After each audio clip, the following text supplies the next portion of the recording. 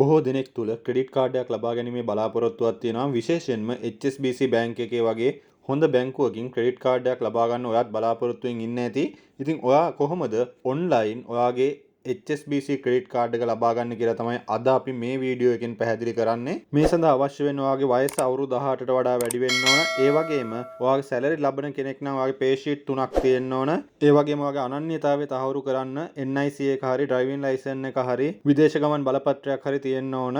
ඉතින් අපි බලමු කොහොමද මේක ලබා ගන්න කියලා. ඔයා යන්න ඕන ලින්ක් එක මම ඩිස්ක්‍රිප්ෂන් එකේ දාලා තියෙනවා. ඔයාලට පුළුවන් ඒ ලින්ක් එකෙන් යන්න. ඊට පස්සේ ඔයා මෙන්න මෙතන තියෙනවා apply කියලා බටන් එකක්. මෙන්න මේ apply කියන බටන් එක ඔයා ක්ලික් කරන්න ඕනේ. එතකොට ඔයා මෙන්න මේ වගේ page එකකට එනවා. step 11ක් තියෙනවා ඔයාලට complete කරන්න. හරියම පහසුයි. ඉතින් මේ ටික ඔයා complete කරාට පස්සේ ඔයාලට credit card එකක් ලබා ගන්න පුළුවන්. පළවෙනියෙන් තියෙනවා full name එක දාන්න. ඔයාගේ full name එක ඔයා ඇතුළත් කරන්න ඕනේ මෙතනට. ඊට පස්සේ ඔයාගේ surname එක ඇතුළත් කරන්න ඕන. ඊට පස්සේ ඔයාගේ NIC number එකයි ඔයාගේ බර්ත්ඩේ එකයි ඔයා ඇතුළත් කරන්න ඕන. ඊට පස්සේ ඔයාගේ ජෙන්ඩර් එක ඔයා සිලෙක්ට් කරන්න ඕන. මේල්ද ෆීමේල්ද කියලා. ඊට පස්සේ ඔයාගේ ෆෝන් නම්බර් එක ඇතුළත් කරන්න ඕන. ඊමේල් ඇඩ්‍රස් එක ඇතුළත් කරන්න ඕන.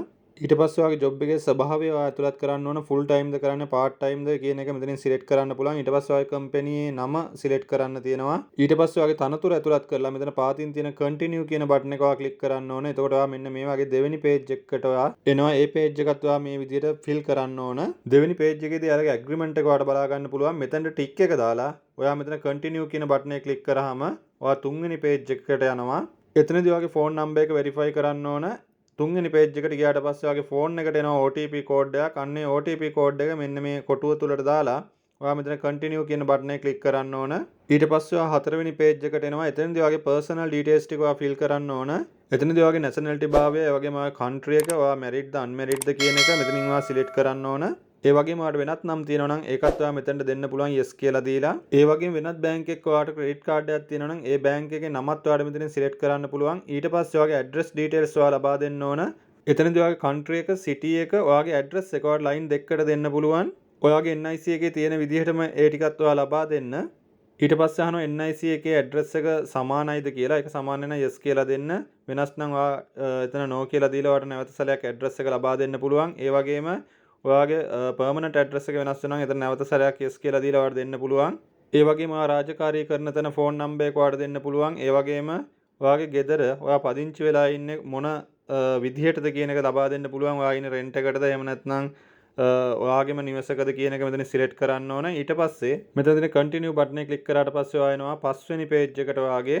එතනින්දී ඔයාගේ අධ්‍යාපන සුදුසුකම් ඔයා ලබා දෙන්න ඕන. ඔයා කොපමණ ඉගෙනගෙන තියනවද? ඔයාලට ඩිග්‍රියක් තියනවද? ඩිග්‍රිය තියෙන්නේ කුමන කැම්පස් එකේද කියන එක ඔයා ලබා දෙන්න ඕන. ඉතින් මෙතනදී ඔයාගේ හරි තොරතුරු ටික ලබා දෙන්න හැම වෙලාවෙම. ඊට පස්සේ ඔයාගේ මන්ත්ලි ඉන්කම් එක අහනවා. ඒ වගේම අවුරුද්දකට ලැබෙන ආදායම කොපමණද කියන එක අහනවා. ඔයාලට වෙන්න පුළුවන් මාසික ආදායම 12න් වැඩි කරලා අවුරුද්දක ආදායමත් මේ විදිහට. ඊට පස්සේ ඔයාගේ ඔෆිස් ෆෝන් නම්බර් එක නැවත සැරයක් අහනවා. ඔයාලට ඒක ලබා දෙන්න පුළුවන්. ඊට පස්සේ ඔයා රැකියාවේ නිරත වෙලා ඉන්න කාලය කොපමණක්ද කියන එක ලබා දෙන්න පුළුවන්. අවුරුදු 7යි මාස 4යි නම් අවුරුදු 7යි මාස 4යි කියලා මෙතන දාන්න පුළුවන්.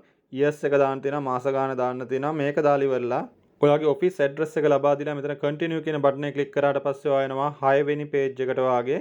එතනදී ඔයා දුන්නු තොරතුරු වල රිවිව් එකක් ඔයාලට බලා ගන්න පුළුවන්. ඒකේ මොකක් හරි වෙනසක් කරන්න තියෙනවා නම් ඔයාලට edit කියන බටන් එකෙන් ගිහිල්ලා නැවත සැරයක් ඕක වෙනස් කිරීමේ හැකියාව තියෙනවා.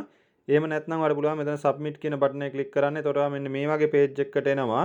එතනදී ඔයාගෙන් additional details ටිකක් අහනවා. e-statement එකක්ද ඔයාලට ඕන. ඒකට ඔයාලා click එක දාන්න පුළුවන්. ඔයාගේ email address එක හරියද දීලා තියෙන එක මෙතන පෙන්නනවා. ඒ වගේම ඔයා දැන්ට බැංක් එකක වැඩ කරන කෙනෙක්ද කියලා අහනවා. ඔයාලට yes නම් yes කියලා දෙන්න පුළුවන්. no නම් no කියලා දෙන්න පුළුවන්. ඒ වගේම ඔයා දේශපාලන සම්බන්ධතාවක් තියෙන කාත් එක්ක හරි සම්බන්ධතාවක් තියනවද කියලා අහනවා. ඒක yes නම් yes දෙන්න පුළුවන්. නැත්නම් no දෙන්න පුළුවන්. ඒ වගේම ඔයාගේ නම පෙන්නනවා මෙතන. ඒ වගේම එයාලගේ term and condition වලට ඔයා එකඟයි නම් මෙතන ටික් එක දාන්න ඕන. ඊට පස්සේ ඉතිරි details වලටත් ප්‍රශ්න වලටත් ඔයාගේ උත්තරේ ලබා දෙන yes නම් yes no නම් no කියලා දීලා මෙතන ඊළඟට තියෙන පහතින්ම continue කියලා බටන් එකක් මේක ඔයා ක්ලික් කරන්න ඕන. එතකොට ඔයා එනවා 10 වෙනි page එකට. එතනදී ඔයාට පුළුවන් බලා ගන්න මෙන්න මේ විදියට additional details වල review එකක් ඔයාට බලා ගන්න පුළුවන්. ඒ වගේ වෙනසක් වෙන්නේ නැත්නම් ඔයාට පුළුවන් continue කියන බටන් එක ක්ලික් කරන්න. වෙනසක් කරන්න තියෙනවා ඔයාට edit කියන බටන් එක ක්ලික් කරලා වෙනසක් කරන්න පුළුවන්. ඊට පස්සේ මම එනවා මේ විදිහට 11 වෙනි page එකට. මෙතනදී ඔයාගේ ඇතුළත් කරන්න ඕන document. ඒ යටතේ ඔයාගේ NIC එකේ front එක back එකේ ෆොටෝ දෙකක් ඇතුළත් කරන්න ඕන. ඒ වගේම ඔයාගේ bank statement එකක් ඇතුළත් කරන්න ඕන. මොකද ඔයාගේ අනන්‍යතාවය තහවුරු කරගන්න. ඒ වගේම තමයි ඔයාගේ employer, ඒ කියන්නේ ඔයා කොහේ හරි වැඩ කරන තැන letter එකක් ඇතුළත් කරන්න ඕන කම්පැනිෙන් ලබා දීපු. ඒ වගේම ඔයාගේ අත්සන යොදපු සිග්නේචර් එක යොදපු ඩොකියුමන්ට් එකක් ඔයා මෙතන ඇතුළත් කරන්න ඕන. ඒ කියන්නේ A4 එක ඔයාගේ අත්සන ගහලා ඔයා මේ ෆොටෝ එකක් මෙතන අප්ඩේට් කරන්න ඕන. ඊට පස්සේ පහතින් තියෙන සබ්මිට් බටන් එක ක්ලික් කරාට පස්සේ ඔයාගේ ඉල්ලීම සම්පූර්ණ වෙනවා. එතකොට ඔයාගේ ගෙදරටම ඔයාට ක්‍රෙඩිට් කාඩ් එකක් ගෙන්වා ගැනීමේ හැකියාව තියෙනවා. ඉතින් මේ විදිහට තමයි HSBC එකෙන් ක්‍රෙඩිට් කාඩ් එකක් ඇප්ලයි කරන්නේ. මේ වීඩියෝ එක අපි අවසන් කරනවා. ඊවර්ට් මනි සබ්ස්ක්‍රයිබ් කරලා දිගටම අපිත් එක්ක රැඳී සිටින්න කියලා මතක් කිරීමක් කරනවා.